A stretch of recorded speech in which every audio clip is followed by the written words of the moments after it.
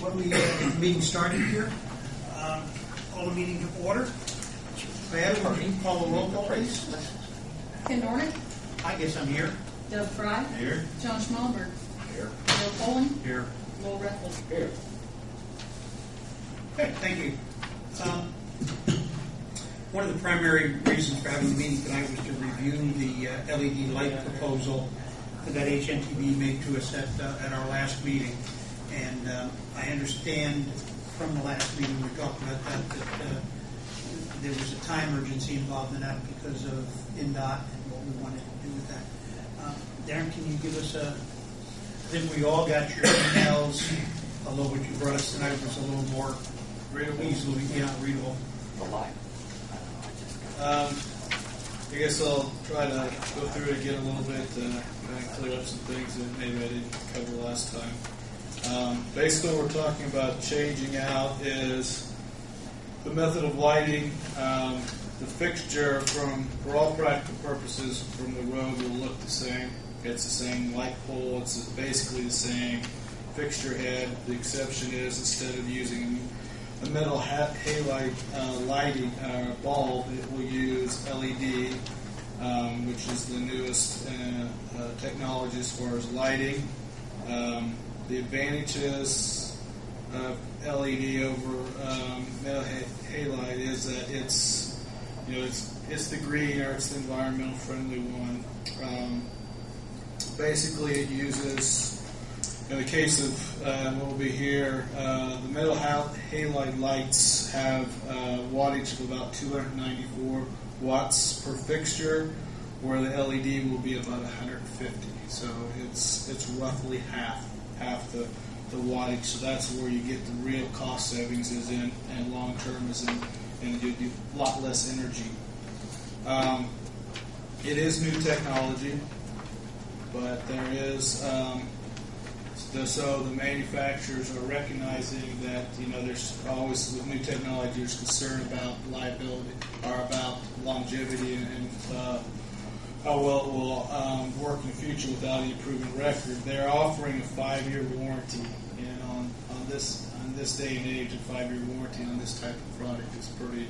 I mean, they're basically saying that there won't be nothing wrong with it for 5 years, and we'll take care of it type of thing. So I think that will help as far as any concerns there. It does produce about 10% more looms, which is per watt than the metal halide. Looms is a level of the light. It's a way of measuring light, so it's a little brighter. The other thing it does is that there's a light loss factor. Basically, as a bulb through its life will basically run down to a point, whereas at as soon as a new bulb is 100%, right before it maybe burns out on the metal halide, it goes down to about 70% of the output that it would have as a new bulb, whereas the LED only drops to less than 10%. At the end of its life, it has about 90% of its lighting capacity from that standpoint.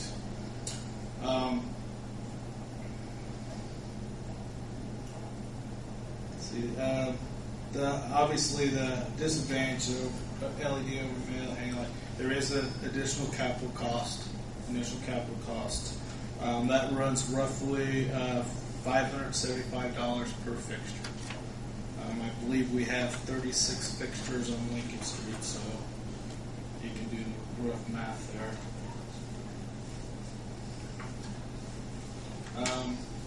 And the second page there is we've tried to do a present worth analysis to kind of see what the payback period would be with the additional capital cost outlay. A couple things come in mind. The metal halide lights basically have a life of around somewhere between 7,500 and 10,000 hours, which equates to about 2 to 3 years, running 12 hours a day, 365 days a year. The LED has roughly 70,000 hour life expectancy, which basically during that, for running 12 hours a day, 365 days, has basically a 16 to 17 year life expectancy. So there's also cost savings is that once you put this fixture in, you shouldn't have to change the light bulbs in that fixture for 16, 17 years. So, the other thing is the metal halide has a ballast.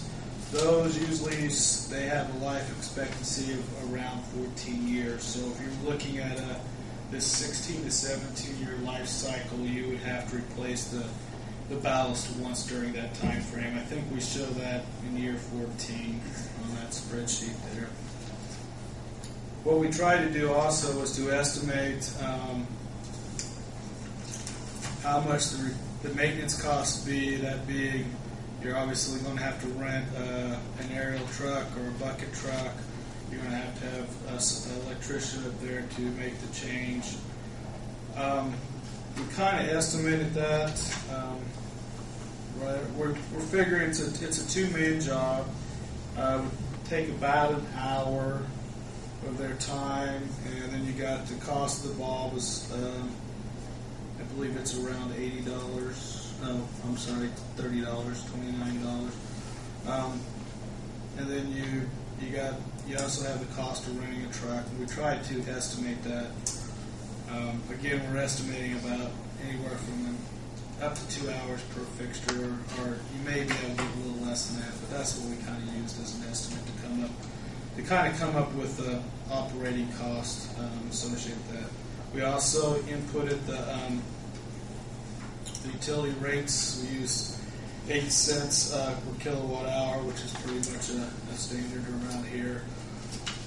What we did not do, so we're a little conservative, is we did not assume any increase in utility rates over a 17-year period. That's probably not realistic. So, but for the comparison purposes, it's conservative so that payback period, if you do see a jump in energy cost over 17 years, the payback period will be less than that. So,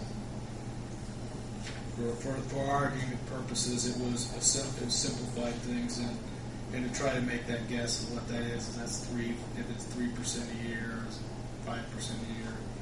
It still works out that without any rate increase over a 16-year period, your initial capital cost is recouped within the first 7 years. So after that period of time, your cost would continue to cost savings at that point. Another thing I didn't include, I did find out talking to the vendor, the future of this technology. Right now, we're, like I said, the watts comparably are roughly 150 watts. They believe the same fixture within the next 5 years will be down to about 43 watts per fixture. So the technology they say is they're developing it, but they believe that is using the LED process that they'll be able to get that down to about 43 watts per fixture instead of 150. So again, in the future, MD system is designed to retrofit that if, say, in years 16 or 17 you did have to replace the LED, you're probably more likely going to replace it with a fixture that's going to be even probably twice as efficient. And it is, they are designing the new ones so that they're retrofitting into this fixture. So, it's hard to quantify that at this point in time, but that is the direction the industry is going. They believe that that's kind of the upper limit, that once they're getting it down to about 43 is the most they're going to be able to get out using this technology. Yeah. What would be the cost per light fixture pole? I don't know if I have that number. Well, the reason I ask that, what do most cities do that own these lights? Lightning strike, uninsured motors knocking them down. Do they actually insure them? I can't answer whether they do insurance or not. I do know that